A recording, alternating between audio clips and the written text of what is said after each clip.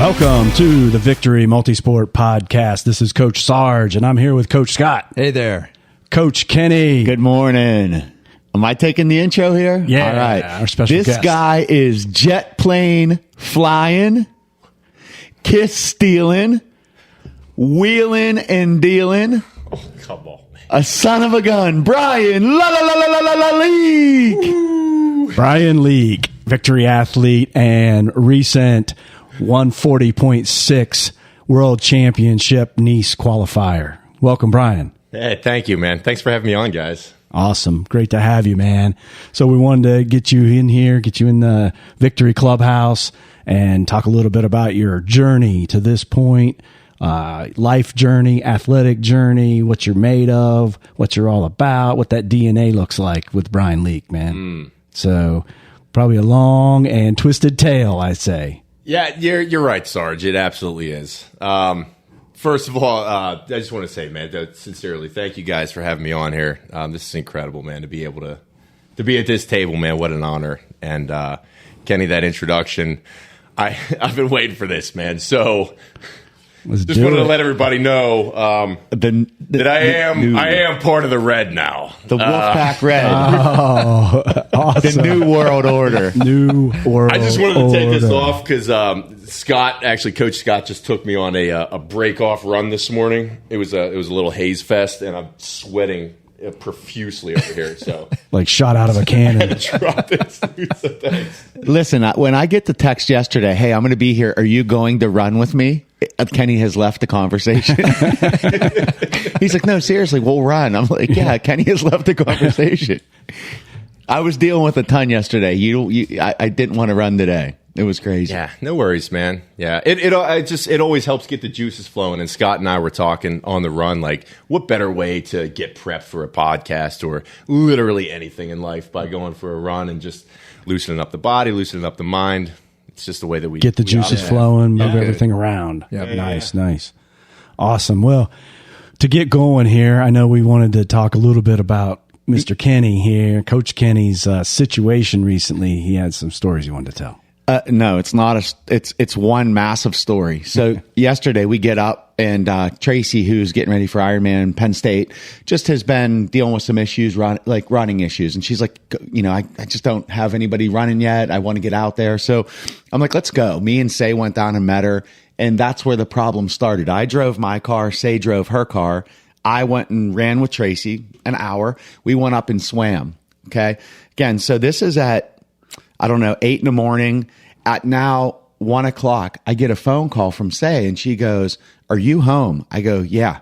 She goes, "There's an animal inside my car." I go, "What do you mean?"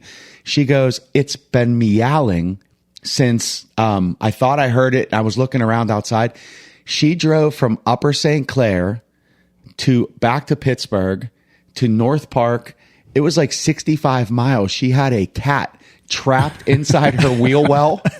Oh yes. It climbed underneath and now she calls me like, I don't know anything about cars. I didn't even know how to open the hood. And I hear this thing and I'm thinking it's a raccoon. And I'm like, did they purr? And she's like, I don't know. And I'm like, what do you want me to do? And I have these guarding gloves on in case it like swipes at me. And I'm trying to figure it out. And I call my neighbors. I'm like, I need backup, guys. You got to get over here. So here comes Heidi with this like catnip and this string. And I look down and all of a sudden I'm like, I see it. I see its leg moving underneath her right side wheel. It's like as loud as can be, but the dang cat was alive. They yanked it out. We ended up, what happened was, in our neighborhood, the Facebook page was like, hey, if anybody sees a cat, we've been missing it for 2 days. It was stuck in her car for like 12 hours. And we think it went in there at night to stay warm. Right. And then she just took it to North Park, took it to Upper St. Clair, sold a house, drove it back home. And then she's like, you got to get it out. God. What do you mean to do? I'm in there poking it with a broomstick to try to get it to move. I'm afraid I'm ripping something off her like hoses. But it was just insane. But, to hear her call the neighbor and say, hey, Adam, I think you are missing a cat. He's like, yeah. He goes, did you see it? She goes, it's trapped in my car. And he's like, what do you mean? Like, you took it to work? He goes, no, it's in the wheel well. So yeah, we ended up getting it out. I think the thing's name was like Rusty or something like that. But Rusty. It would make sense that it's named Rusty for sure. It was alive and it was unbelievable. So that's why I was like, I can't run with Leek. Leek will kill me. I'm already dealing with like the trauma of trying to pull a live cat out of Say's Honda Pilot. So wow. Awesome. Unbelievable. The stuff that happens over there. And that one Tanza had nothing to do with it. I think it might have been a precursor to today's conversation, though. We'll see how that goes. So, awesome. Thanks for that story, Kenny, to get us all brightened up. It's like a morning run, Sarge. Talking about a cat stuck in your wheel well. It's like loosening everything just up. The visual of you out there with gardening gloves and a hat on and like a ski mask. Here, and Rusty. She's like, hey, can you get under the car? I'm like, what do you mean? Like, so it can jump down on your face. On my face. Yes. I'm like, and I thought it was, like I said, I thought it was a raccoon because I saw the tail. And it was straight gray. And I'm like, that's definitely a raccoon. I have weights on my trash can because something got into it after the marathon party we had. Mm-hmm. And I'm like, this is just great. My luck. I'm going to get rabies. This is just insane. Insane. So, Brad, doesn't that fire you up today? It does. Yeah, it does. Yeah. I'm glad you don't have scratches all over you this morning. Cat scratch fever, baby. Yeah. So, Bri, come on, man. Let's go back. You can go back as far as you'd like, but I definitely want to go back to the Marine Corps. Right, maybe even sooner. Athlete in high school. Kind of bring us forward from a time where you did some stuff. From Baby Brian. Baby Brian was rambunctious. No way. I remember running around a lot as a youth. I played some sports, so my sports background consists of primarily baseball. As a kid, growing up, t-ball into baseball realm. Pitcher, all-star teams, probably played on 3 teams at any given time, fall ball, year-round. My mom, great support, would take me to all these practices and do anything she could, and my family was very supportive to foster this up-and-coming dude that we had, and my dream was always, so I grew up down in Annapolis, Maryland is where I'm from, born and raised. So we had the Orioles at that time through the 90s. Was that your team? Yeah. Oh yeah. We had Cal Ripken, Mike Messina on the mound, Rafael Palmeiro, all the classics. I mean, the 90s team was killer, and it was like, that was who I looked up to. I never wanted to buy a jersey because I always said, man, I'm going to have my name on the back one day. Yeah. So I don't need anybody else's jersey. So that was the dream growing up. Hey, Brad, did you hit a growth spurt early on, or were you always relatively tall for your classes growing up? Because you probably were one heck of a pitcher with your size. Yeah, so I was always at the top tier, height wise, super skinny. I didn't really fill out until I was probably 23. I mean, after the Marine Corps even. So right. That's how I got my start. 7th grade, I moved into lacrosse, which is the sport that all the cool kids play down in Maryland. And if you want to do anything, you're going to be a lacrosse player. So I kind of got more or less persuaded to do that out of peer pressure, and gave up that baseball career. So started to do that. I was an attackman, so the goal scorer, you know what I mean? I'm always going to be the dude. I can't be in the background. I got to be out, I got to be out on the front lines. So that's how I got my deal. That lasted until 9th grade, when I really found my true passion at that time, which was just getting obliterated with booze and drugs. And that's when I started my downward spiral there, but gave up on all that athletic career, but a prominent career it was up to that point. We were looking good. And then we hit that, the Marine Corps came, obviously after high school. I was, removed from my high school for some disciplinary reasons. So we took you into Marines for sure. 100%. You guys grabbed me up, man. Yeah, you know what? Absolutely. When nowhere else to go, the Marine Corps always got a spot for you. Yeah. Well, I appreciate you sharing that and being transparent with, how your high school, kind of came to be and all that, Brian. And we appreciate the discipline that you have today on how you live your life and all of that. So, and it comes through very, very loudly, in a good way, right? Very boldly. But, being in the Marine Corps and joining the Corps probably didn't help with some of those particular issues, if you didn't have them straightened out then, that's just comes with the territory sometimes. But it certainly probably put you on, allowed you to still use your athleticism and bring that out, because the Marines are about PT, right? Physical training all the time, and being in shape, and you being on the front line, machine gunner in an infantry unit, that's, you guys are working every single day, man. Oh, yeah. Oh, yeah. So we appreciate your service, and we appreciate your transparency on the casts. There's a lot of people that are listeners, other athletes that we've talked to that, struggle with those, addictive style, challenges, and we're here to help them, find new ways to use that energy and put it to good use. So thanks for that, man. I think it's quite prevalent. I mean, we see that on and on, especially in this sport, just that addictive, where it was showing up as one thing, it turned into this thing.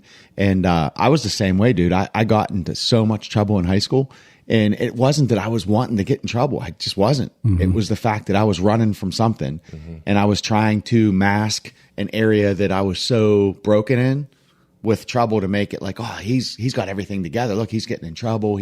He's making everybody laugh, and I look back on it now and I'm like, I mean, it made me who I am.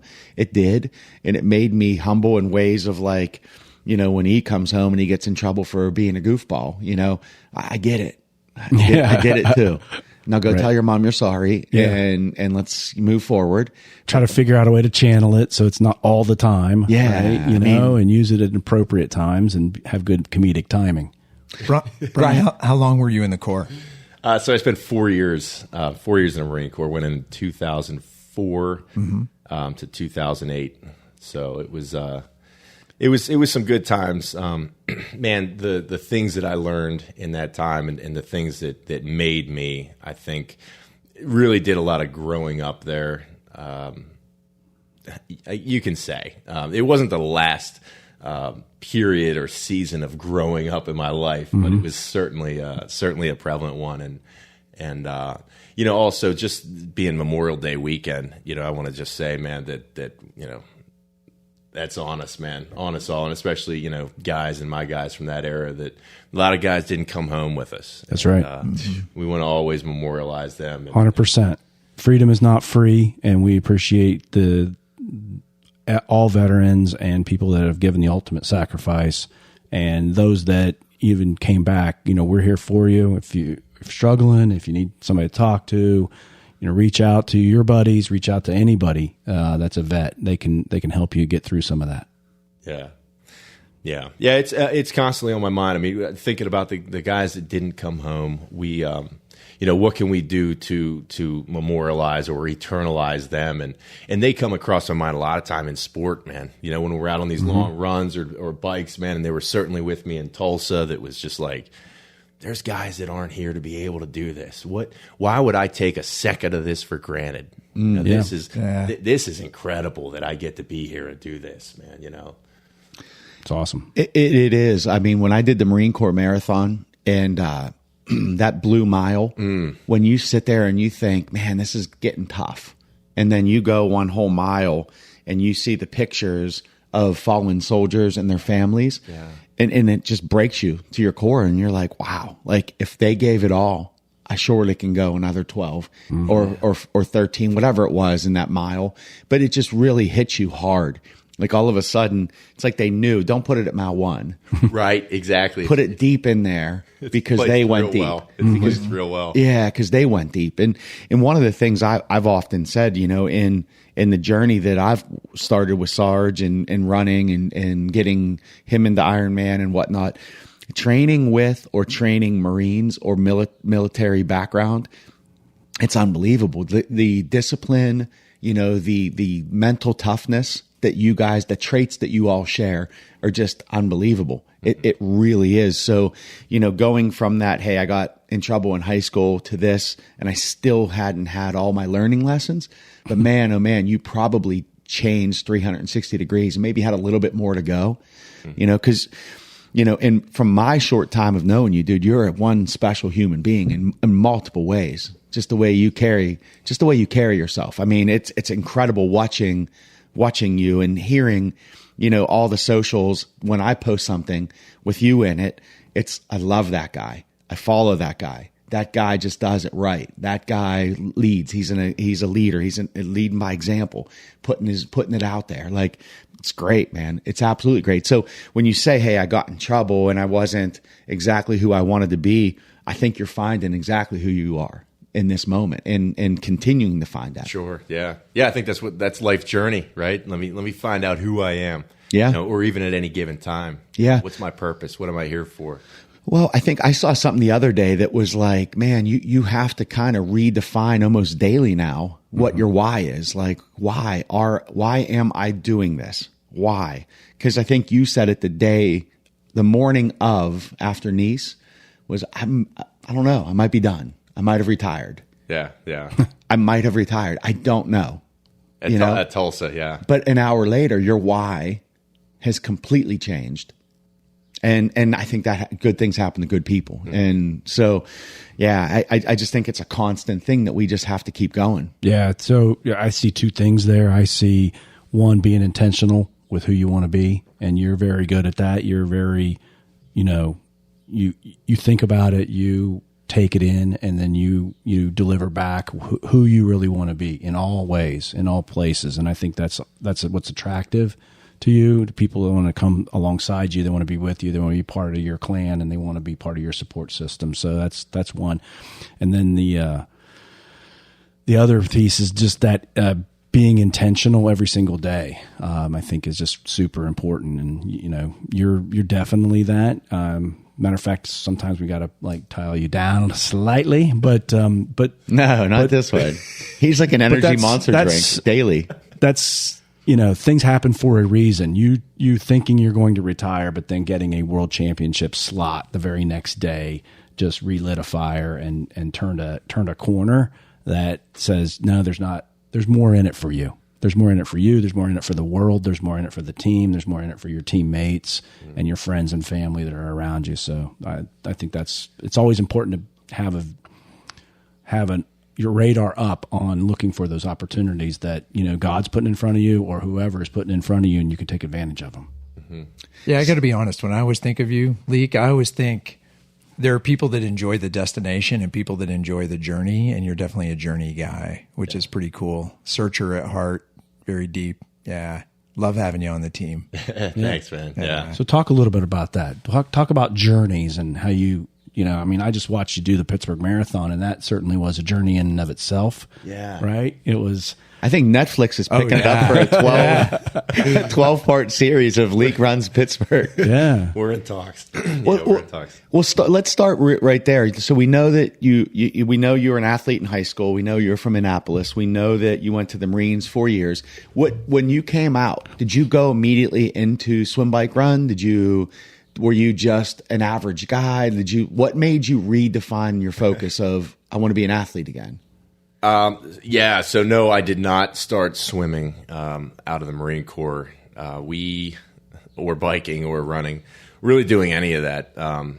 So I was, a little bit of weightlifting, I guess, would be the extent of, any sort of physical training, that I was doing. Kind of enjoyed going for a run every now and again in PT. So, of course, we all hate it, and it's all absolutely miserable, especially infantry Marines. We hate doing anything that we're told to do, despite how it looks on paper. We like to gripe and moan quite a bit. So running is not our go-to or our forte, but a little piece of me kind of enjoyed it, but I didn't want to let my friends know. You know what I mean? So we kind of held that down. But I got out. I was troubled when I got out, and I fell immediately into where I had left off before the Marine Corps graciously picked me up and gave me an opportunity. I was headed down a pretty rough road that the destination didn't look too promising, and I fell headfirst into that. So I came to Pittsburgh. I didn't go back. I went back home for a week and decided that I wanted to. I knew I wasn't going to stay there. I wanted to go to California and be a surfer and a movie star. So I left Baltimore and I made it to Pittsburgh. And I always say that this is the longest layover that anyone's ever seen. It's a 15-year layover that we're currently in Pittsburgh. And I found, just different things in the way of pills and different drugs that I was experimenting with and falling into. And I was a daily bar guy. I had my ass print in every bar stool around Pittsburgh. And that's where I did my time. I'd make a paycheck to get by so that I could I could do what I needed to do. And it was dark days, man. There was a few relationships that women took chances on me, and they would come and go. And my thought, I spent about 8 years post Marine Corps. I didn't draw a sober breath.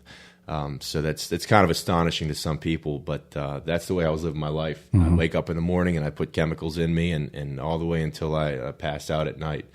And that was my life. I remember I had apartments and houses, and the curtains were always drawn, and I couldn't bear sunlight, and I couldn't do anything. I'd get home from work, and I would just be inside, be by myself, and doing my thing, man. And the chaos that was running, inside was incredible. So there was no outlet for that as far as running is concerned. I remember some attempts. I remember some close friends would come and see me and visit me. My man Mike Parcells out of Ohio, Matty Franchik would come and visit me, and I remember one time in particular, he came and he stayed over. He was going back to Florida. Where he was living at. And I woke up the next day with such a promising hope of, man, he lit me up last night. Like, it was so good to see an old friend. It was so good to see. I put on a pair of running shoes and I went for a jog, and I said, man, I'm going to start doing this. I'm going to start doing something. And that lasted for a couple of hours, and then it was back to what I was doing. So how many years did all of that last? So that was 8 years out of the Marine Corps. So wow. You're talking 2015. And in that time, I was seeing tons of trouble. I was in and out of jail cells. The lifestyle that comes with that. DUIs are piling up. And I was just an angry guy. Anybody that knew me, which is funny because I've known you guys for probably the past year or so. And a lot of other people out there that, man, you're can't believe it. There's no way they're fitting that together. Yeah, you're always, but I didn't smile, man. I didn't have a smile for 8 years. It was like, man, I was living in hell. And that was here in Pittsburgh? That's where, yeah, right here. It just continued like that. So there was, many trials that I had, and the problems were piling up to where I couldn't even imagine knocking them down. So the hope was completely diminished. Self-esteem was totally gone and ripped away. I was angry, and I was a violent guy. So I racked up a number of violent crime charges. Not many people I wouldn't flex on, if you will, including police officers who don't like that too much. But you come and you put your hands on me, you're going to get it. Or I walk into a bar and I don't like the way you look, you're going to get it. And man, what a guy! I want to get as far away from that guy as possible. So, So when did you turn the corner? What was the moment? So it was 2015, and I was back in front of the judge. I had three very heavy charges on me that just kind of piled up over that year. It was a rough year for me, and I was looking at 5 years in the state penitentiary as just like, that's where you're going. Like, there's my attorney after the second one. I remember, man, Jake, my attorney, who's also my dog's name now, by the way. Love that guy. But at one point he said, man, just go home, lock yourself in your room, and read a Bible.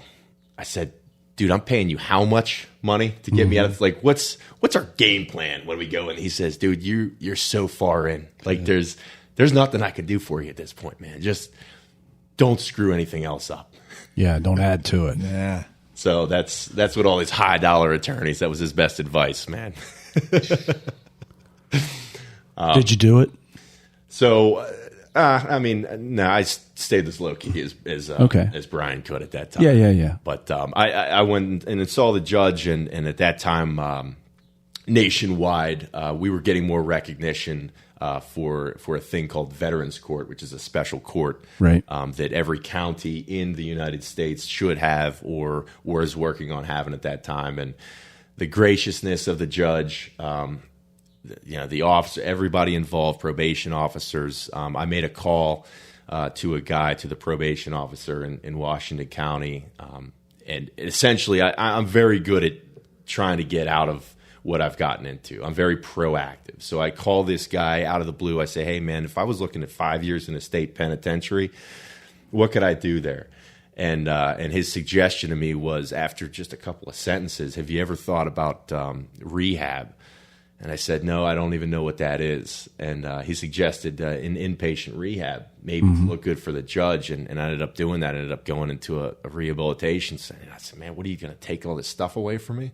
Who's this guy going to be? And the first day in there, I found real quickly, when you take these chemicals out of Brian, he gets worse.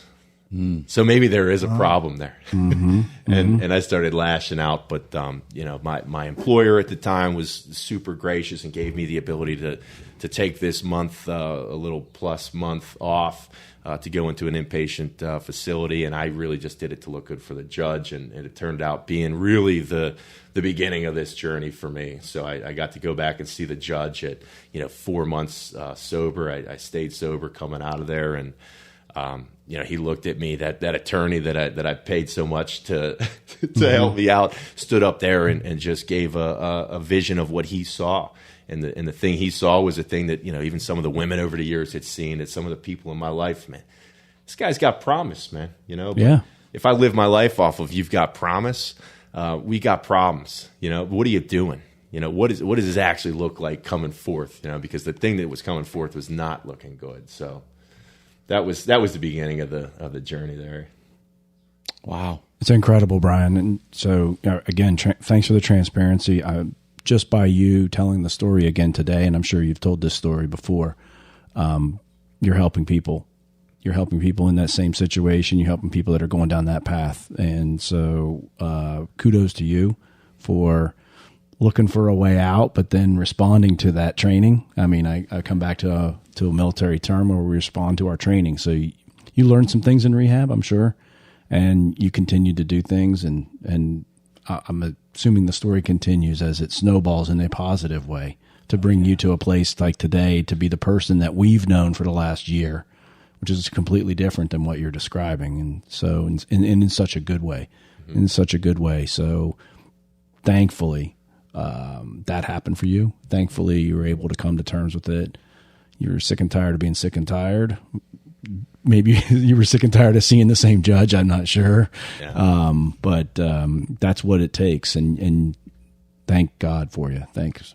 Yeah. So thank God indeed. And I'd just like to add on there that, the things that I might have done to get away from some of that pain that I was feeling was kind of that scramble, probably just like that cat, getting up in that wheel well, man, I don't want to touch that tire, dude. The thing's moving at a healthy clip. Let me just kind of like shy away a little bit. And those things were just actions that I was able to take, but ultimately I had nothing to do with any of this. And I think that's where my journey continues, that my eyes started to open up and things started to unfold to me that, man, we're just living in this world, man, that we don't have a whole lot of say about what goes on. Like I had really nothing to do with that.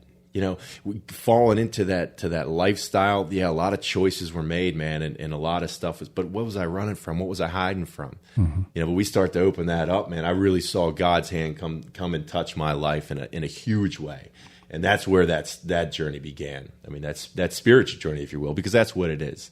We're all just humans out here having this human experience, man, but we're actually spiritual beings that are having a human experience right now.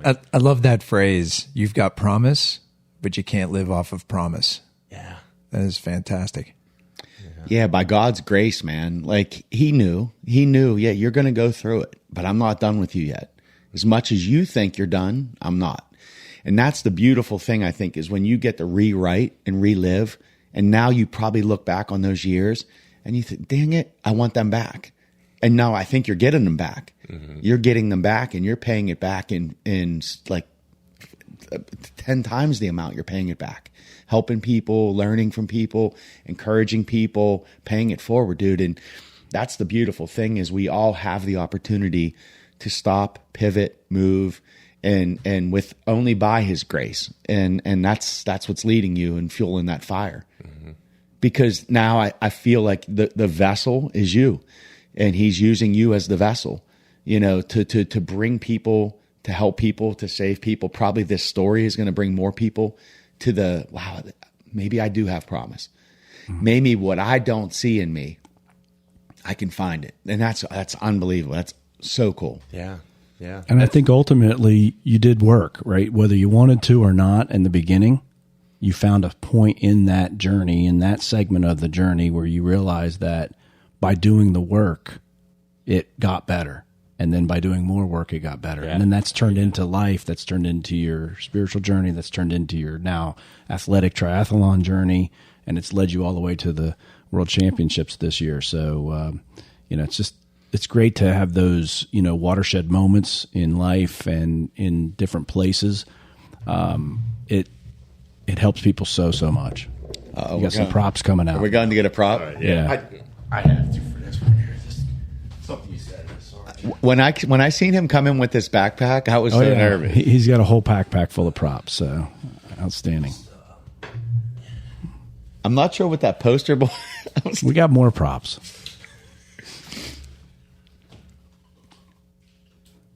I actually think the whole Victory and the podcast following is going to want these props. They're going to love it. You just mentioned the World Championships again. A couple times, so figured I would bring the France flag. We could fly that high here. So we think that's prop number one. I think there's more coming too, because there is some sort of big duffel bag behind me. There you go. I love it. Outstanding. Okay, so now we've scrambled and we got ourselves kind of back on track. And you come out of that with God's grace. You have like a new starting point. What was your next step from there? Did you go right into like more physical activity to just kill time, stay away from things? Like, what did that look like?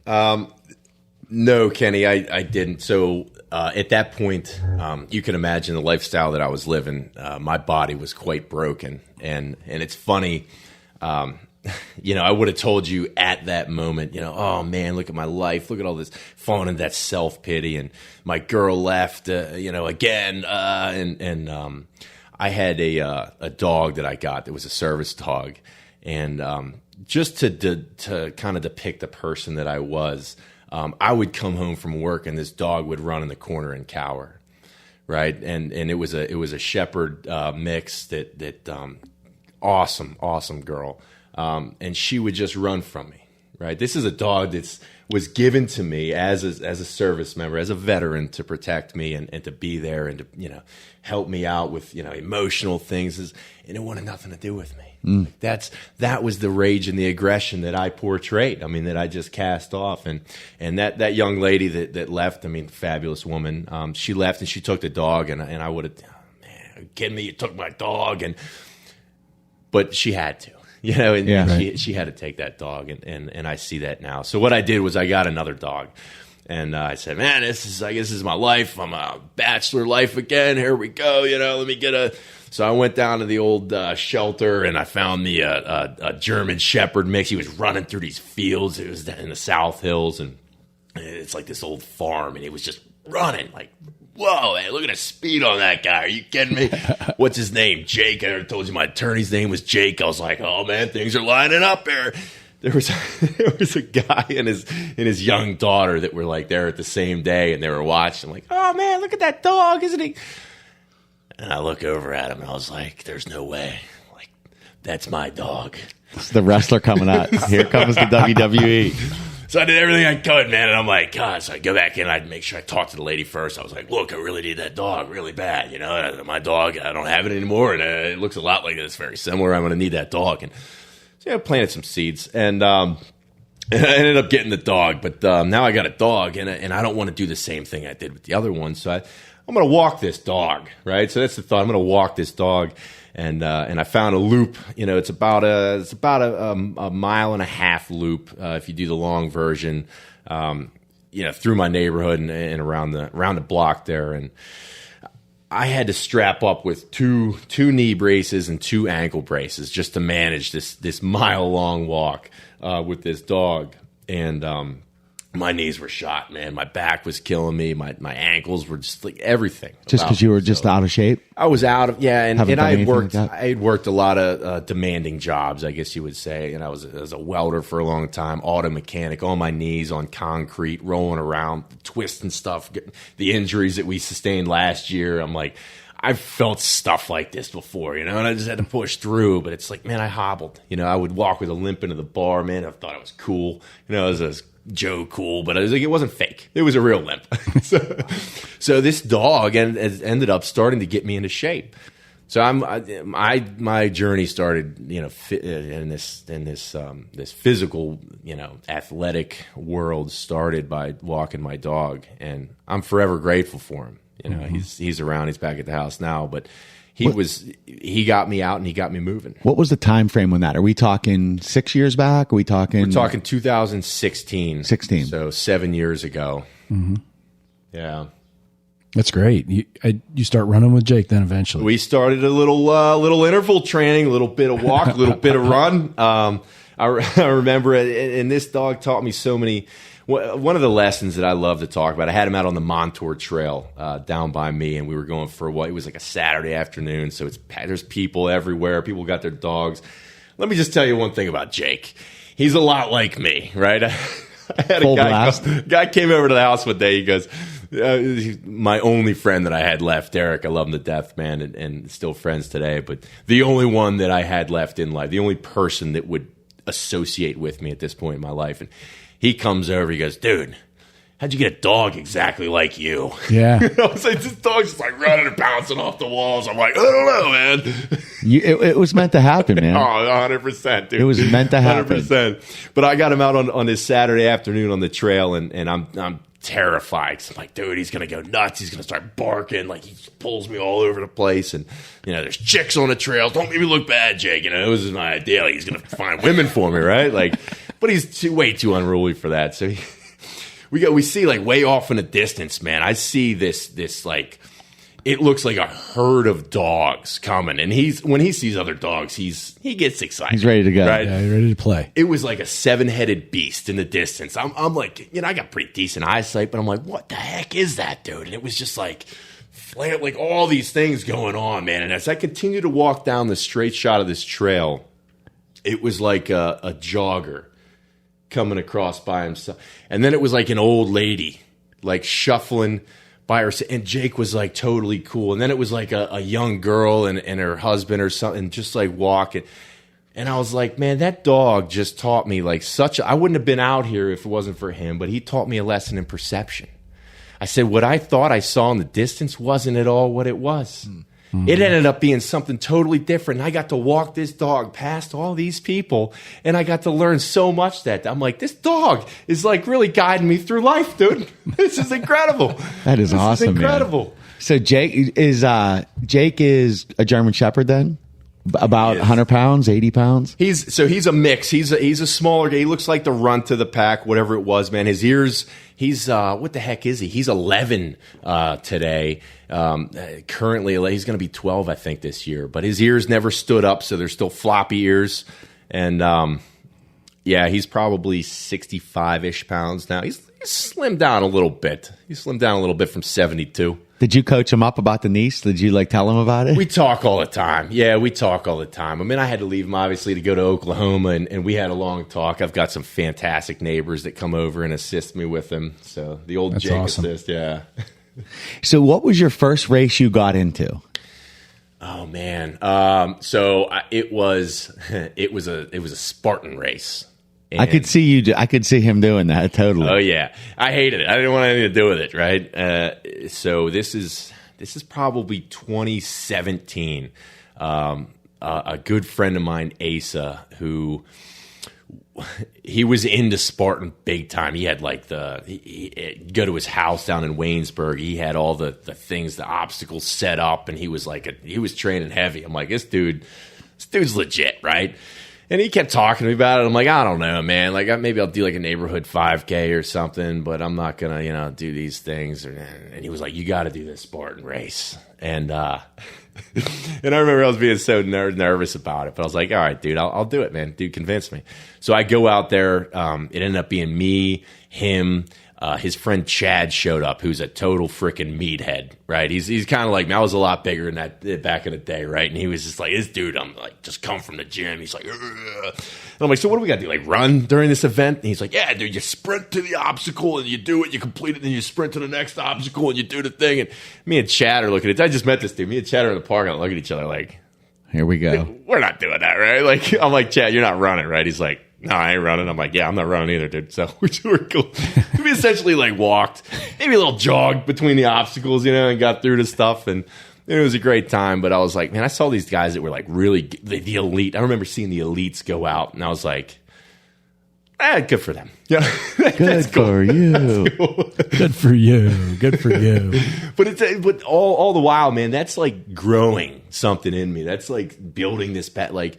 Dude, if my life went in a different trajectory, I could be in that elite crew. I could be like those dudes that took off and they're just swinging from stuff and like running and doing all this craziness.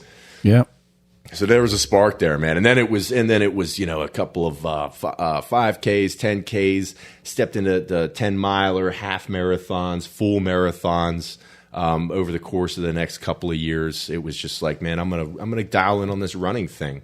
Chad's watching the whole thing, man. He's still in a gym getting bigger, and he's like, dude, you're crazy, you're running. I'm like, I don't know, man. I just feel a passion to run. I feel, my passion wasn't to go back into the gym and lift a bunch of weights. It was to go outside because this connection with nature. I really got into trail running. It's a huge passion of mine today because that's where, I started this journey on walks, with Jake out in the woods and I'm talking to God and God's talking to me through this stuff. I'm seeing all this, like that perception thing. I said, man, I'm learning out here. This is where I need to be. And now I can do it at a faster pace. Like, this is fun. It's interesting when you see like some of the races that you've done placed very highly and you see the trail, just to understand, like some people might, like Shane Boyd's probably going to do that 100-mile raccoon. Yes, he is. Yeah. Oh, yeah. And like, but if you ask Shane, hey, why do you want to do it? He may say, because of Harley or watching Harley or seeing Bosworth or this or that. It's interesting to find out it wasn't like a other runner that made you do it. It was the fact, Jake. Mm-hmm. Jake, like that's where Jake taught me how to get out there. That's where we did it together. That was what your mile marker moment of what saved you was that those walks with Jake that now has pulled you in that. So it's kind of cool to me when you see such of a monster of an athlete, as simple of, it was Jake. Jake's what got me out there. I thought I was going to pick up chicks with Jake, but now he's got me trail running and going to knees. And I think that we have a reoccurring theme of, several of us saying, we'll never do that or can't do that or won't do that. And then you see it, you kind of smell it, you're there and you're like, I think I should probably try to do that. Oh, yeah. And then you get into it and then you work and work and work and then you become something different and you become something better for it. And you grow and you learn more. And I think that's coming through real well today while you're talking. So it's awesome.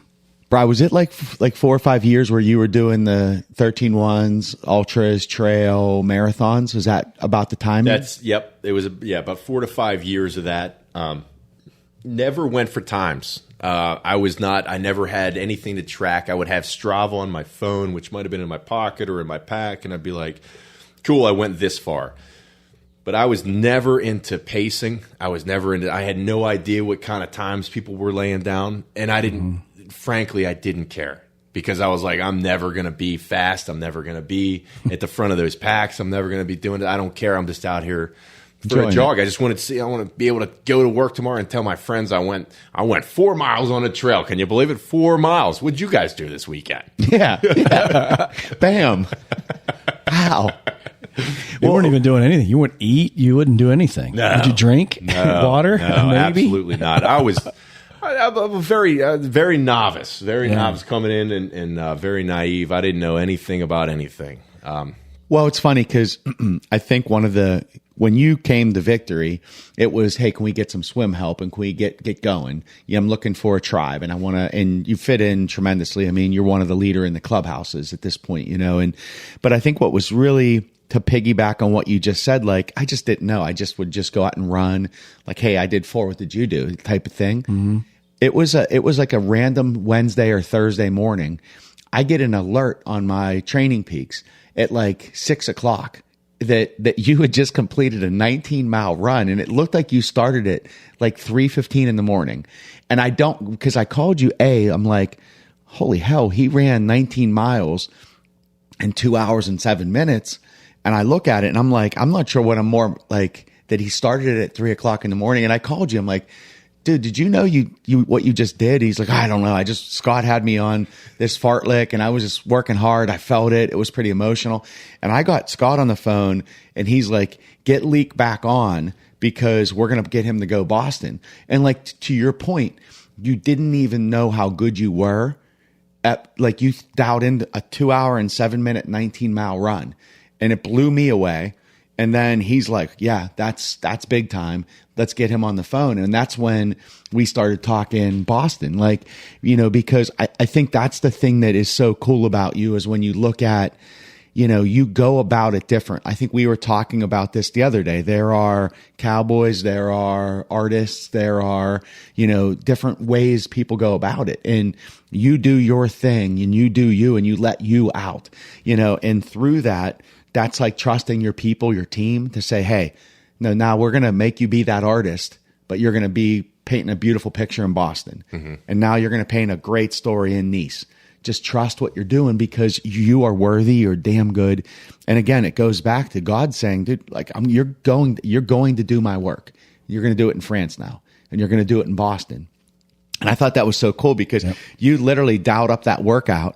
I was blown away by it. And you were like, we're dreaming big right now for him. Let's get him on. It's interesting too, because when you ran the marathon where you actually hit the Boston qualifying time, I remember we were talking like the night before, it may have been even a couple days before. And you were like, man, my legs are like crushed because you did go through this stretch where you had a number of races and you were running hard. And I was like, oh man, we got to get this plane like to land in the right spot. It's a little shaky, but we got on the phone that night beforehand and we just talked and you taped your legs up and you're like, I think I'm going to tape them this way. And I think I'm going to do this. And what became apparent was that you weren't rattled. Like you were like, whatever. Like this is just kind of the situation and this is the cards that were dealt and we'll just make the best of it and we'll roll with it. Yeah. Didn't he want to surf too and you had to stop him? Yeah, I took the surfboard. I was like, okay, you can surf after the race.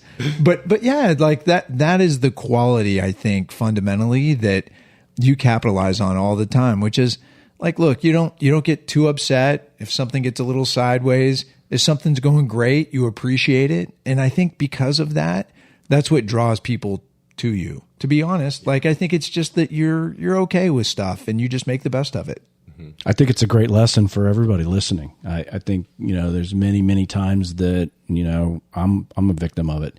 Get in our own head, get too focused on data, get too focused on what other people are doing, get too focused on times and, that I've self-assigned or randomly chosen. But the environmentals and the situation and life and other things are also adding to this recipe. So you got to kind of go with it and you got to kind of be an artist in some ways to allow it to play out and be open enough to learn from it and then take that and go do something new afterwards and be a better person or a better racer or a better athlete for it. And I think, people are so many times we get so focused on, I got to get this, I got to get it now. I don't know why we have to have it now, but the human nature is we want it now, I guess.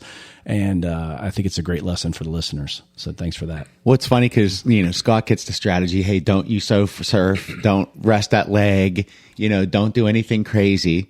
I call him like an hour later and I get, I didn't sleep really well. I'm like, oh, did you just not sleep well? He goes, oh, no. The people beside me in the other room were having some extracurricular activities against my wall. So I've often said like, Scott will get like when Tans is like, hey, I had a really good bike. he'll call me and be like, "Hey, I crapped myself on the bike." Like I get the good details. You're the color man. I'm the color You're man. The color man for sure. That's why I get paid all the bucks. Yeah, I don't know how my run's going to be. Oh, is it your ankle? No. The people beside me were up all night doing extracurricular activities. I'm like, okay, like, good for them. Good for them. That was cheering them on. It was a joining room. Like, so I didn't like. I mean, the door's there. I'm not going to. But I'm like, go. Good for you, man. give it a go. He's participating by cheering on the other side. You were spectating with your cowbell. Yelling through the door, come to Boston in 2024. This is great. Good luck charms, yeah. So, Brad, was your first ever triathlon Barrelman, or did you have like sprints or Olympics that you went through? No, so I started off, my first triathlon ever was North Park. So in the pool. The Yanny, Yes. Janny. Janie and a Y. Yeah. Anyway, 2019. And up to that point, I had done a few halves and a few fulls. That was a crazy time in my life. Let me just go ahead and recap those years real quick leading up to learning about timing and into that first try was, so I was working full time, 10 to 12 hour days, day shifts, night shifts. It was a swing shift, so my schedule was all over the place, but I was 55, 60 hours a week. I was going to engineering school down at Point Park at the same time, full time. So that was just, that's 5 days a week that I was traveling. It was all day Saturdays, 9-hour Saturdays at Point Park. And this is just 4 years solid, through the summers, through everything. And that was the period where I got really into the running and really into let me sign up for this race and see if I can do 13.1 miles.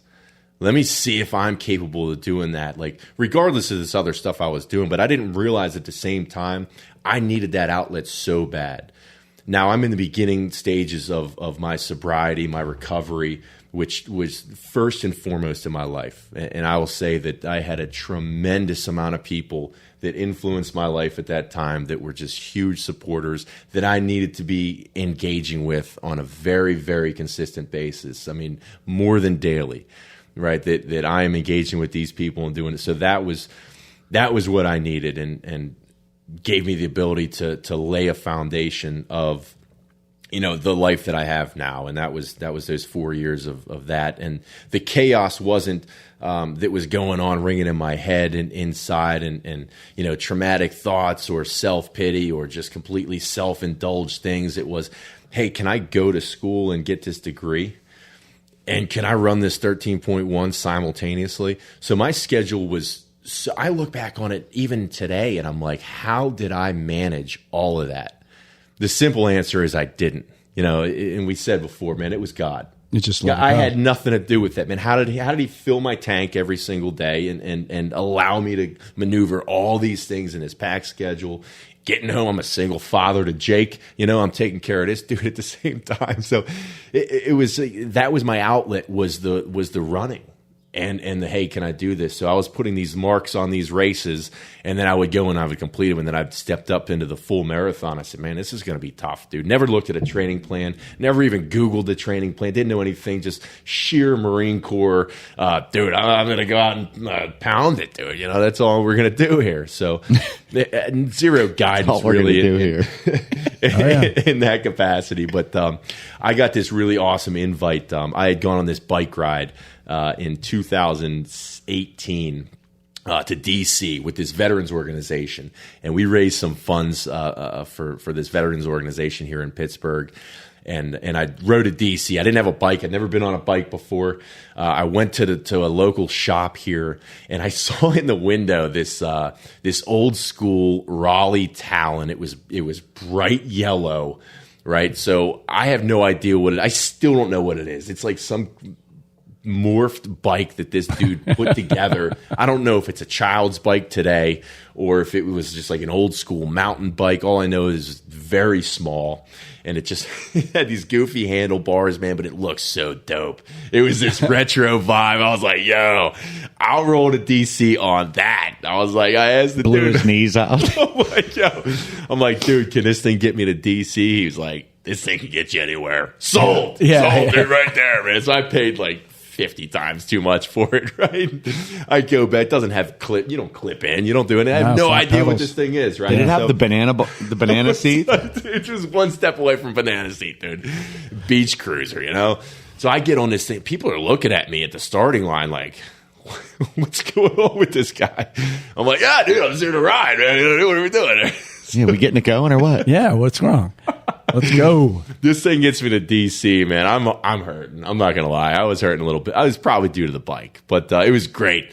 Next year, the organizer reaches out to me. He's a good friend of mine today, Dan Blevins, and he was like, dude, I'm putting together a team to go cross country. You interested? I said, cross country, man. That's a little further. I'm gonna need to upgrade my bike, aren't I? He's like, it might be a good idea, right? So could be. So we're gonna go cross country. Yeah. You may want to upgrade your bike. You may. So I'm gonna. So I get me a. Did it have the bells on it, like ding ding ding? More suitable ride, dude. Do I have a picture, man? Please tell me. We'll have to get the picture and we'll put it on. Yeah, we'll put it in the video. Put it up later. We'll put it in the video. It's killer, dude. You can't miss it. This thing is in your face. It'll go up. Yeah. So I get a more suitable ride, and now I'm thinking like, dude, how am I going to go cross country again? I was still working for the same employer. Graciously gave me a month off work to go ride my bike, and I was raising a bunch of funds, and I was kind of out the door anyway. I'm working on this degree. I was able to do whatever I had to do for this summer class on the road, and it was going to be fine. But man, I met some really awesome cats, dude. We flew out to San Diego, California. We rode up to LA, and then we just started barreling across the country, man, fully supported, dude, so we could just ride a little bit. It was just unbelievable, man. I got to see the country on two wheels and powered by my legs, and I was like, wow, this is intense, man, for a dude that doesn't ride bikes. Like, this is great. We had like an Olympian on there. We had a dude that had been racing bikes for 50 years. I remember like at the start, I was like, should I be here? Like, should I be with this crew, man? Because I'm here for the job. I'll make the jokes. How about that, dude? And I ended up logging the most miles, man, out of anybody on that thing, dude. I was a little over 2,500 miles, so I didn't ride the extent of the way, man. But we rode a little bit, and it was just so awesome. So I got off of that, and a few people that I had met on that journey were talking about triathlon. And I just blew it off. Like, dude, I'm not doing anything, man. I'm just here to see the country, dude. This is awesome. We raised like $120,000 for homeless veterans here in Pittsburgh. I'm like, this is what I'm doing, man. Like, I don't care about that stupid medals and all this stuff. And I'll tell you what, man, I got off of that thing and I said, well, what's next, you know? And this I saw somewhere posted about the triathlon at North Park, and I said, oh, maybe that's my in. And I had a friend, Leanne.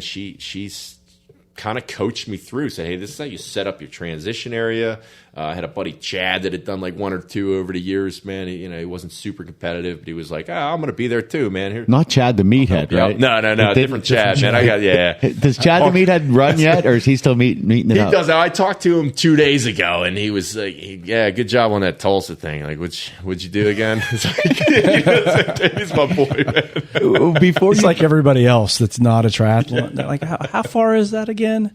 Oh, I could probably do the bike. Yeah. Oh, okay. Yeah. I love that. I could do that part of it. I could do that part. Okay. Mm-hmm. Bring it. Well, when you're ready, we'll get you into all three. We'll push you in there. Yeah. Let's go.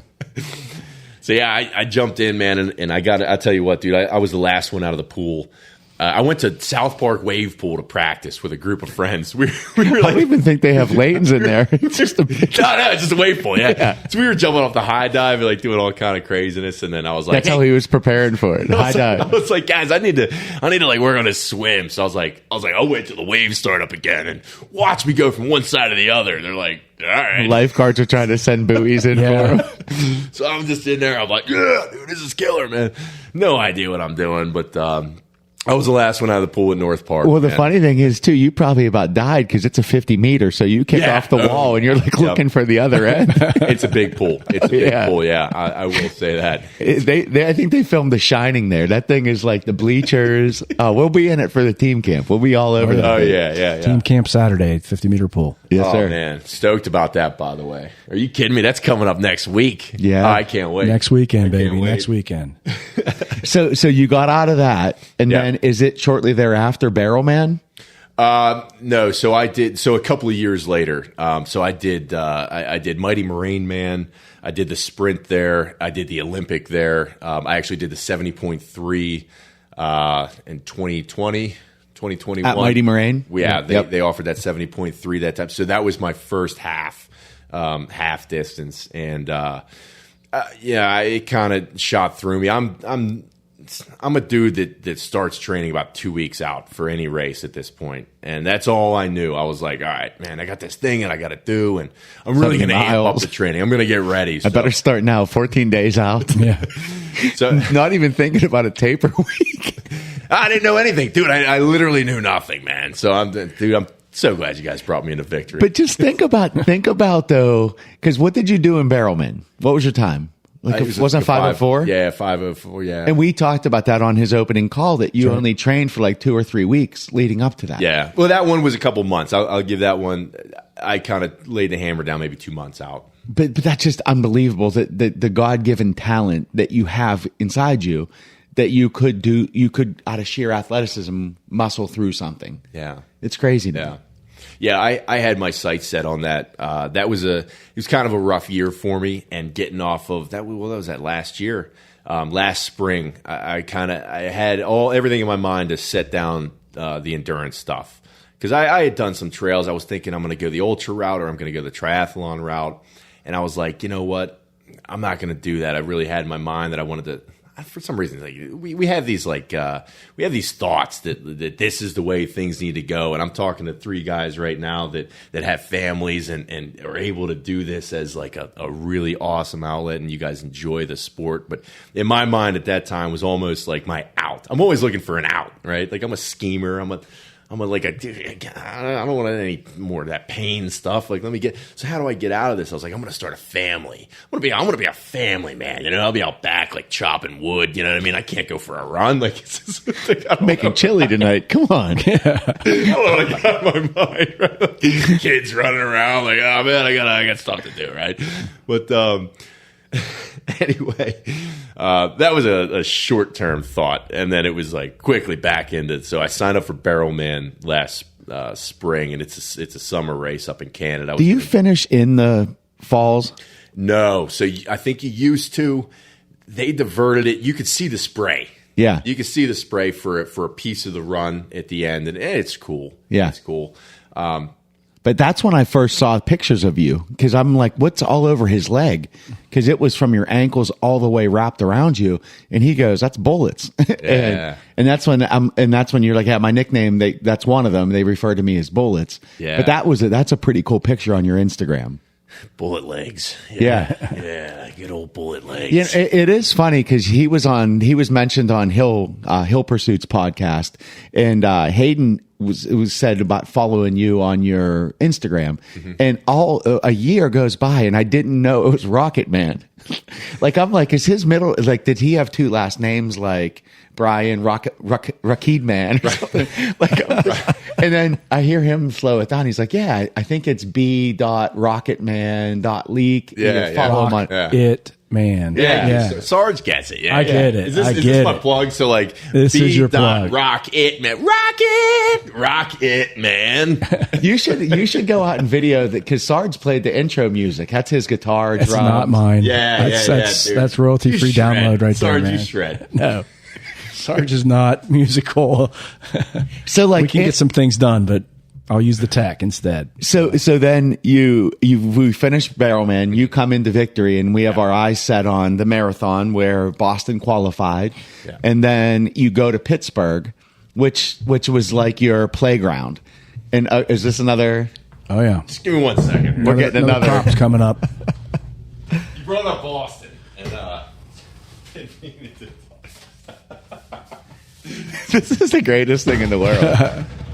so I've had this in the chute for a while, and I really wanted to put it somewhere. I was thinking this is a good spot for it, up here on this wall. You guys have some real estate around here, right? Yeah, what is it? Don't worry, it's not gonna affect the wall. Okay. At all. Oh, it's a Fathead. Got it. Is that you? I'll tell you what. The hair is throwing me off here for a sec. Yeah.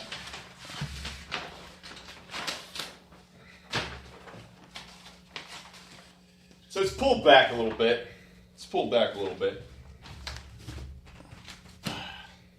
We'll get it straightened out in a second. There you go. There we go. Dude, that is Oh, you. full of legs. It's full of legs. It's the bottom half, dude. We can put that up later. Dude, that is you. When was that? So that was the qualifying race. That was at the Outer Banks when we qualified for Boston. The hair is completely throwing me off. Same. Yeah. Did you Is have it a your hair- ponytail and you Is don't that- see It's it? got to be back. pulled back. It's Yeah. just pulled back right there. I don't know. I thought you were getting high and tight. Not yet.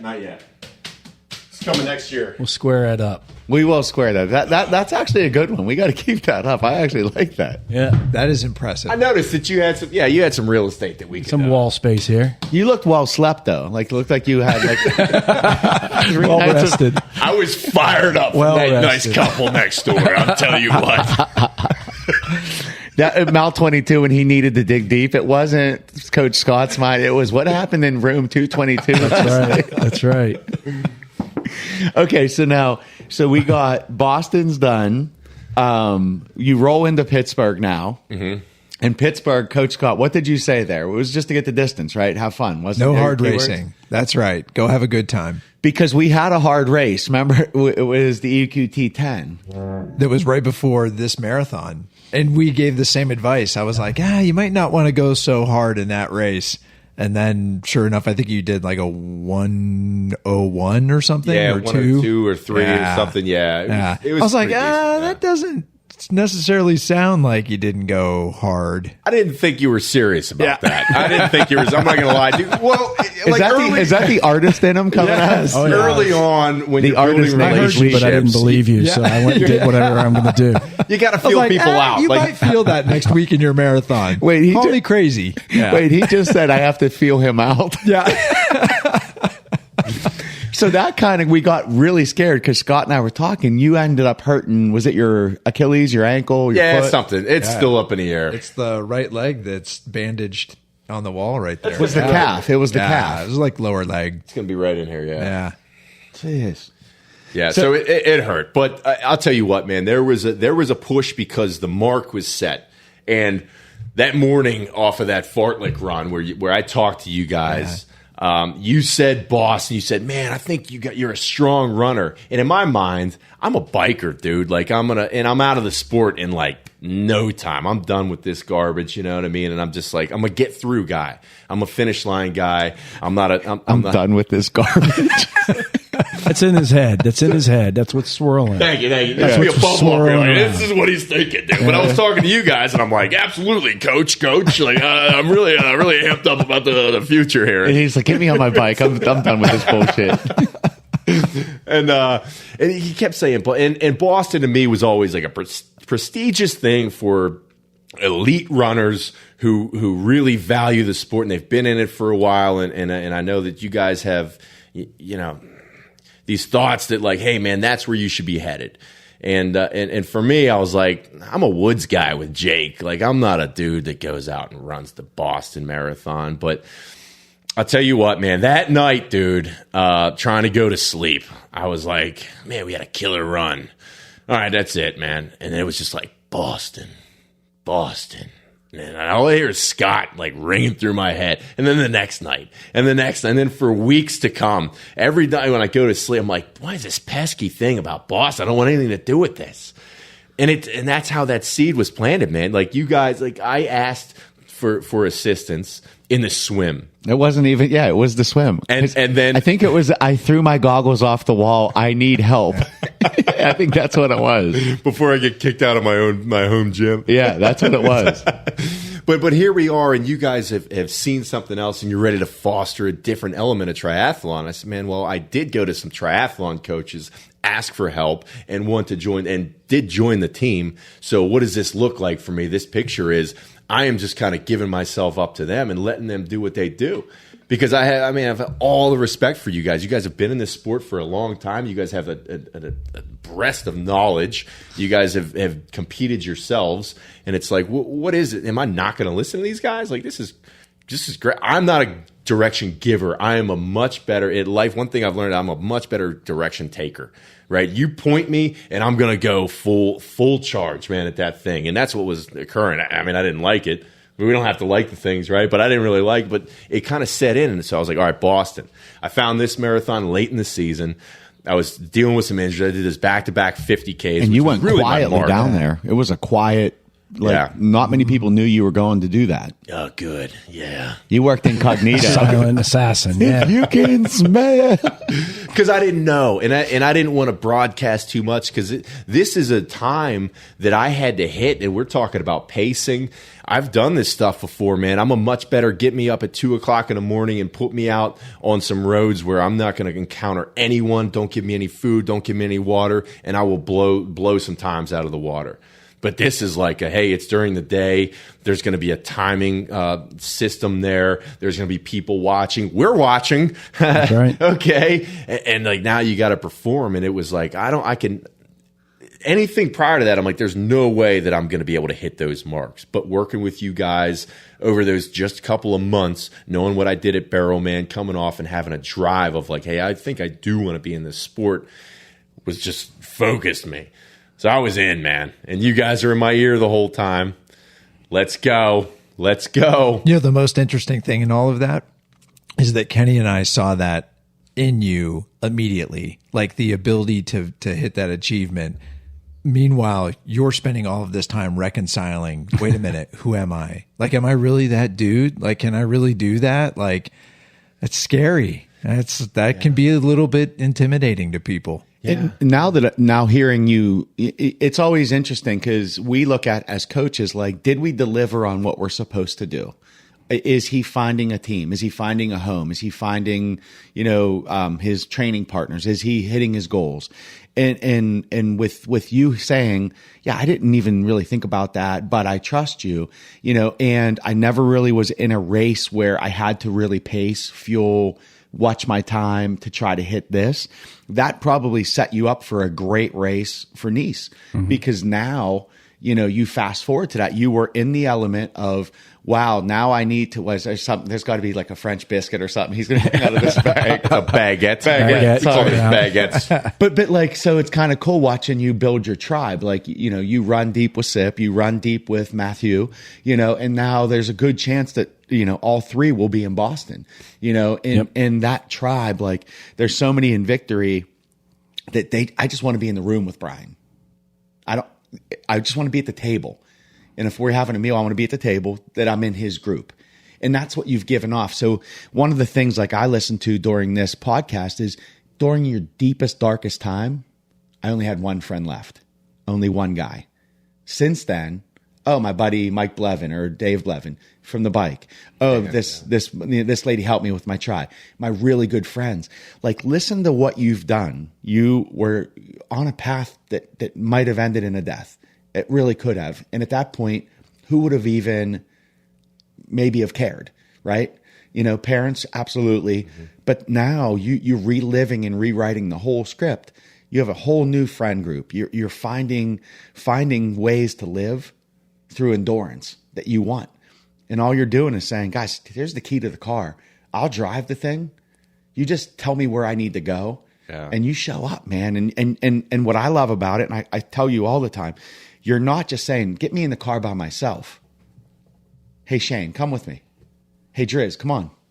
Hey, Timmy, I'm watching you. You said today, Timmy's going to lay it down today. Oh, yeah. He says, load it up. We're rolling. Let's go. Yeah. Right? Get in the truck. We're leaving. No, not the truck, the van. The van. That race van has seen some stuff. I can tell you that. That's what he says. He's like, let's go. Load up. We're rolling. Yeah. Absolutely. Yeah. Pittsburgh was such a special race just to watch you. Like, it's amazing to me, like the lifeguards, he goes, he did a 3:36 and you ordered coffee at Starbucks, not ordered it. You cut to the front of the line. You're like, hey, I'm running a marathon. Can I come up here? Played the bongos. Then you sat down and enjoyed the cup of coffee with like 2 spectators. And I hear you say on the video, yeah, I don't know, this may screw my pacing up today. and then you're wearing Urban Impact. So you're raising money again or bringing awareness to a cause. Yep. You're eating gummy bears out of, people are throwing them in your mouth to volunteers. Your humility to everybody on the course was unbelievable. Bongos, singing with the band. Yep. And you still had a fantastic time. And I think that just goes to show you, if when you trust that training of, hey, don't go out and hammer it, or putting you on, like, because I swear to God, he went to college for making reels too. Your reels are unbelievable. So like, if coach puts, hey, 26.2 reels, that's going to be your like 330, 340. If it's hide your phone, hide the kids, don't come out till you hear Gingerbread Man, you're qualifying for something. Yep. Yeah, that was the most fun I had ever had running. And I talked to Scott, and Scott, a couple of weeks before, he was like, dude, don't run. And I was tied in with Urban Impact. Yeah. And if it wasn't for that, I would have considered, hey, alternative options. Maybe I'll be a volunteer station. But, we had already raised money and we were doing a thing, and I had a great crew there. And I was like, dude, I promise you I'm going to run with my phone. I was like, and I don't think he anticipated like what that meant, but I was like, I'm going to just be recording the whole thing. And props to you did great. You did great, and it was fun. Like, so it was an enjoyable run, and I got to see so many friends.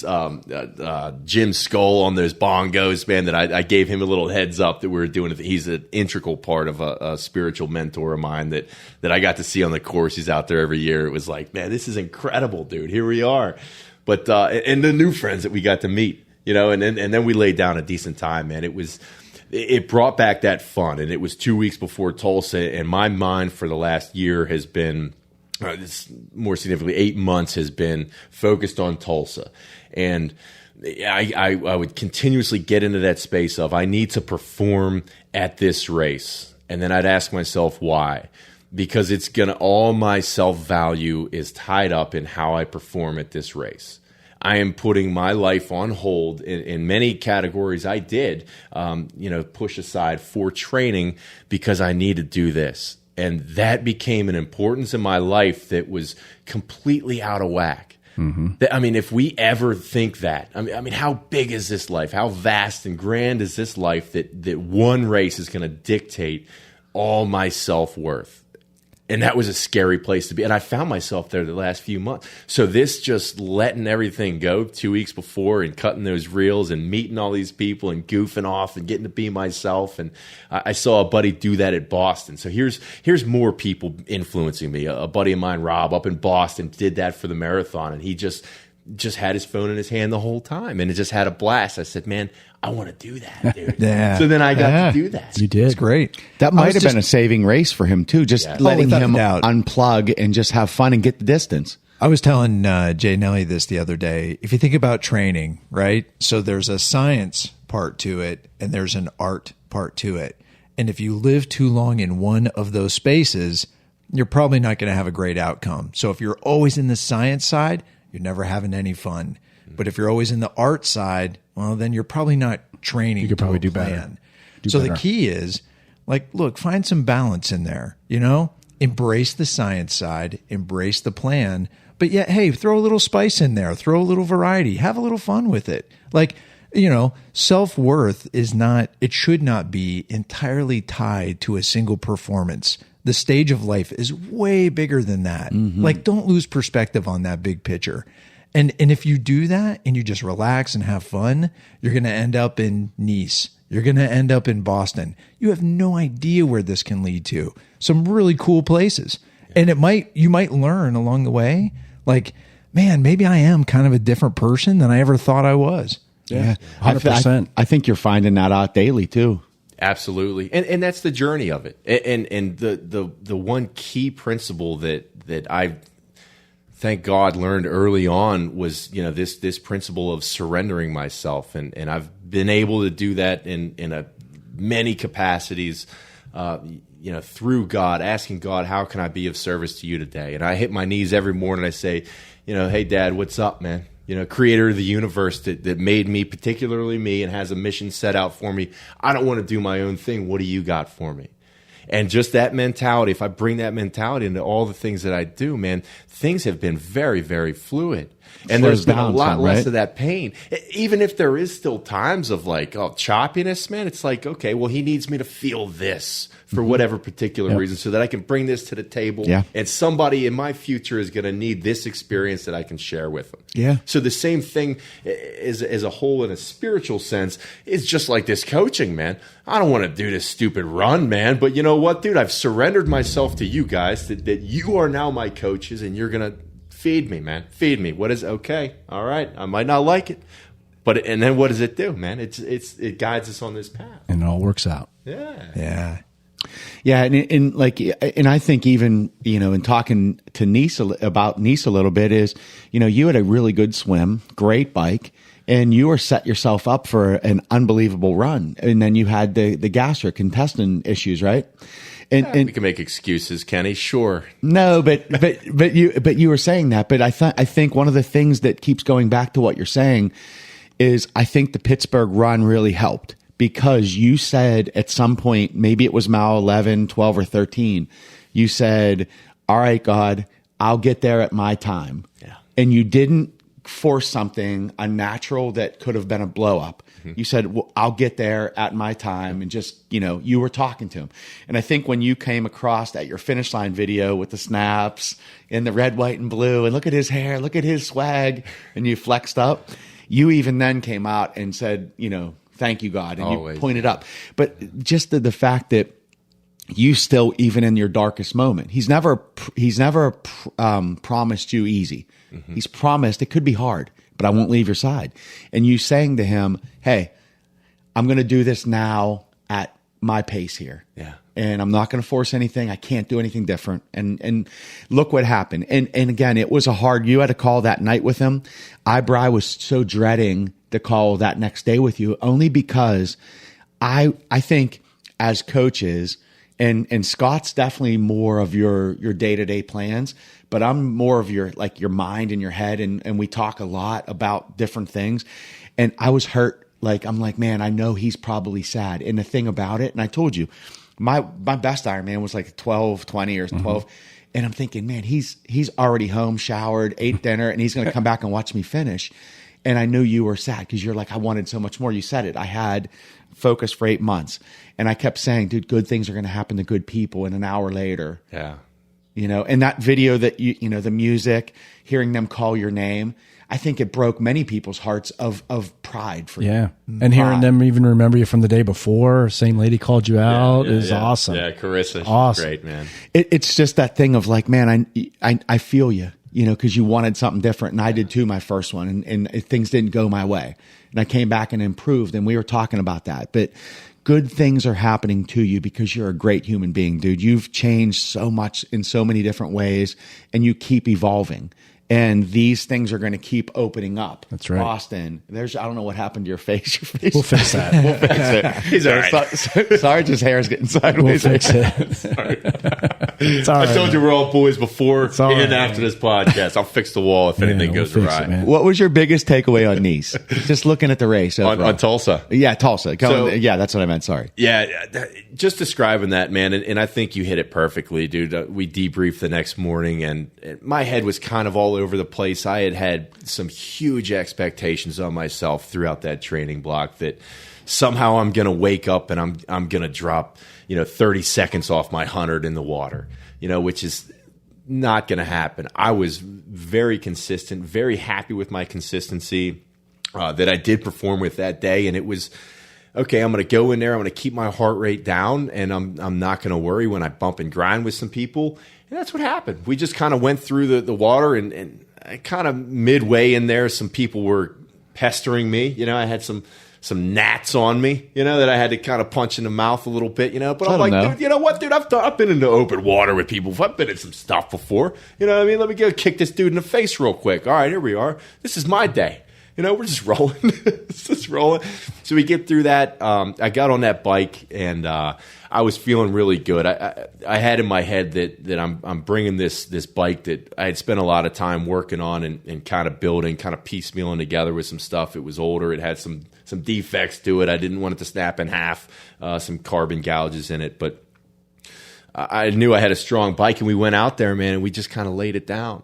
And I was consistently passing people. They were running a 70.3 that same day, and we had already caught up to that field. They took off, a half an hour early before us, and we had caught up to them. So that first loop was really just navigating through all the 73s and the faster swimmer full distance.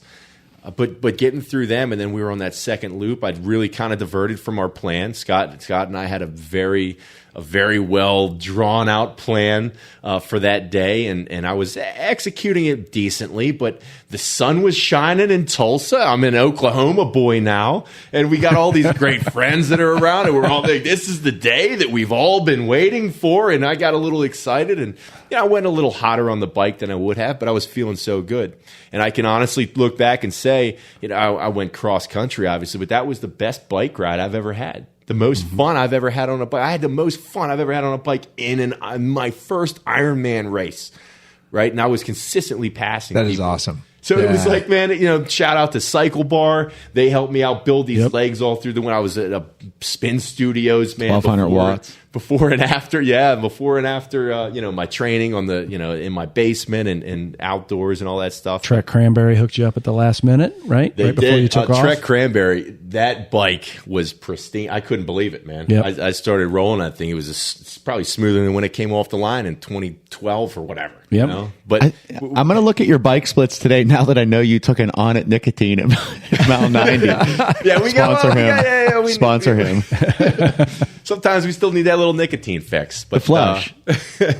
But yeah, we got done with the bike, and I was so elated that I got on that run course, and the first few miles obviously were fast. I was feeling good, 7-some minute miles, and knowing in my head with everything, I'm not going to keep this up, and my stomach was in so much pain. It was just difficult to make a running motion anymore.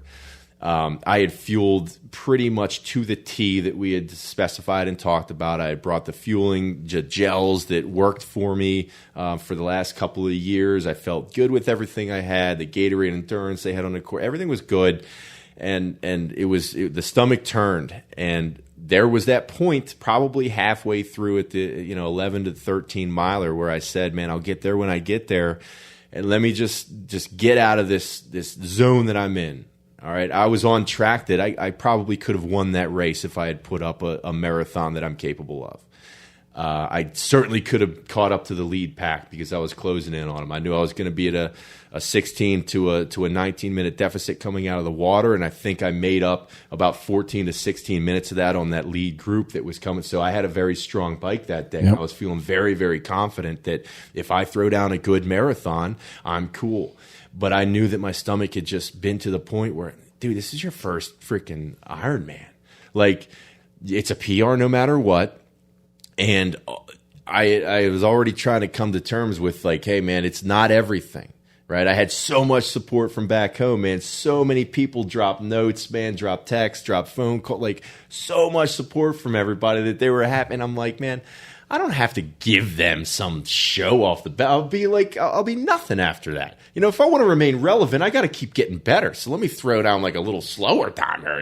All these things are going through my head, right? But then ultimately, I'll get there when I get there, and it was a weight that lifted off my shoulder. Like the clouds cleared. It was a completely bright day, but in my mind, the clouds kind of cleared at a point. And was like, dude, things are going to be okay. Yeah. Life is going to go on, whether you do phenomenally today or you don't. You're not a pro triathlete. You're not trying to catch these guys. You're not trying to get your name out there. You're just out here having a good time.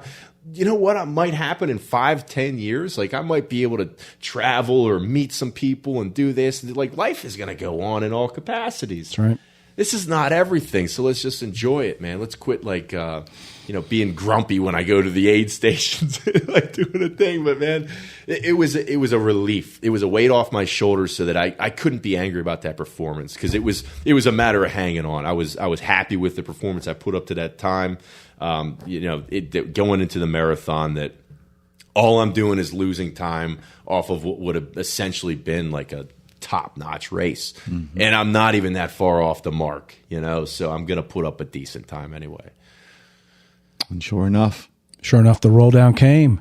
Yeah. And you were there. It was great that you were hanging out and you were there to accept that position, which wasn't even a consideration at that point. That night it's crazy. Like the different people in your life will say different. I was getting texts like, kind of trying to comfort me and like, oh man, dude, it's okay, man. You'll get them next time. I'm like, dude, I just ran like an 11:14 Ironman for my first time. Like, I shouldn't even be alive today. This is incredible, dude. Are you kidding me? Like, this is incredible. And then you got other people that are just ecstatic that I fit it. Like, oh, I can't believe you did that, man. Like, that's incredible, dude. And it really is. But I went off that next morning. I wanted to go down to the place that all the devastation occurred. And I ran through the city back down to the river walk. And this is, 11, 12 hours after the finish of the Ironman that I'm able to run, and I'm feeling really, really good. I had the legs for it. I did like a 7-mile run that day, and I ran the river walk, the same place that all the stuff had occurred the day before, and it was going to be like a unwind recovery run. You could put this stage of life behind you if you want, and I'm going to tell you, man, that I started to get feelings of, this doesn't feel like you're done with this. This feels like you had so much on the table. We're going to go back. We're going to regroup. We're going to figure out your nutrition, how you can move forward. And we're going to get some, dude. Like, we're grinding now for something else. Like, I fell right back into the grind on that freaking run, dude. Yeah. 10 hours after the Ironman. And I was like, I'm hungry again. What's next? And then Kenny, we got on the phone. Well, I got on it like the 1 mile when he's in, and he's like, I'm retiring, but I'm running right now. And I'm like, well, don't retire. Just like finish your run. See how this goes. Let's see how it goes. I mean, you're all over the place. You're all over the place, man. Things aren't settled. But, I talked to you, and it was great. I was like, man, this is great. I might be done forever. I might not be. And it's funny. While I was in the race, I had the thought that, like, dude, you never have to swim again. You never have to bike again. You never have to run again. And I've got races lined up. I'm going to Penn State and all that. And I'm like, you could blow that off, dude. But, like, you never have to do any of these things again. That was a weight lifted off. I told that to a friend later that night, and a wonderful friend that's been on this journey with me for many years, not in the endurance world, but in the spiritual world. And he said, you mean you never get to run again? And I said, man, you got me, John. Yep. I forgot about that. John took off from the foul line. Right through the heart. Yeah, you're right. And it was just a one line text. And I'm like, yeah, you're right, dude. What am I thinking? I fell right back into that. I have to. Man, I get to do this. It's awesome. Are you kidding me? I get to do this stuff, dude. So yeah, I went to the ceremony just to congratulate people, some friends that I had met through the couple of days there, and sure enough, that roll down came. She had one more spot for my age group, and we had 5 for my age group that went, 35 overall males from Tulsa that were going to France, and one more for my age group. It rolled down. It skipped that guy. And then she went to the next name, and she called me, and I turned to this couple that I had met, John and Andrea, a couple days before, and became friends with, and they were like, yeah, go. They had both already gotten in, and they're like, go, get it. I'm like, yeah, all right, man, that's it, man. Oui. Oh, yeah. I'm sitting on a call, setting up a payroll, and I'm getting Leek calls, and I'm like, I just finished his run. Then Sipple calls. Then Leek calls again, and then Sipple's like, yo, pick up the phone. Leek did it. And I'm like, I'm stepping out of meetings, and then I couldn't get him on the phone. It was just such a cool moment, man. So cool. So great. So I have Just for everyone to know, we have right now our sponsorships real quick are Celsius, Miracle Whip, The unofficial sponsors. Yeah. We're working on them. Firestone, with your lube leak. Yeah. What's that other one you got? Did you say Celsius? Celsius is in there. Yeah. Twizzlers we're working on. Twizzlers. Yeah. Isn't didn't you make a comment about starfish tuna or something one time? Well, I do love tuna. Starfish is my go-to brand. Starkist. He looks at the camera and says they're my go-to. Whatever it is. I don't know. Hey, kiss the stars. Yeah, we got it. Yeah, they'll sign. Hey, Bri, we've been at it an hour and a half, and just one last sum it up. If you could tell an athlete right now that was in your shoes 20 years back, that had that position of, do I fight it or do I relent? What would you say to that person right now to just cheer them on, man? And just know that it's not over, man. I got blood coursing through my veins and I got breath in my lungs, and as long as those two things are happening, man, it's not over. You know, I've lost a lot of friends on this journey of life, you know, whether it be combat to drugs to booze to, you know, living outside of the frame of a normal life, man. But every time that I can look back, I say, man, I'm still alive, man. For what? And that always gives me a little bit of hope. So I need to know, A, that I'm here, B, that I'm here for a reason. You know, because I absolutely believe that we're all here for a reason. I took many, many years off of the acknowledgement of God, and it hurt, severely damaged myself. But when I started to recognize God again for who He is and what He does in this world, things came together in a huge, magnificent way. Radical changes happen when we acknowledge. So rather than fight, man, I'm just going to go with the flow of the universe, man, because it's here and it's happening. It's awesome. Yeah. And you are definitely making it happen, Brian. So thank you very, very much for being on the cast. Spending really good quality time with us here, enhancing the decor of the Victory Clubhouse, which is awesome. Thank you for your service in the Marine Corps. Thank you for your memories of your buddies and all that have served on this Memorial Day weekend. And, please, follow us. Follow Brian at b.rocketman.leek on Instagram. Like and share this on Spotify, Apple, or Google, however you listen to podcasts. And we'll also have this up on YouTube so you can see the Fathead on the wall if you choose to. Thank you for listening to the Victory Multisport podcast. We'll talk to everybody soon.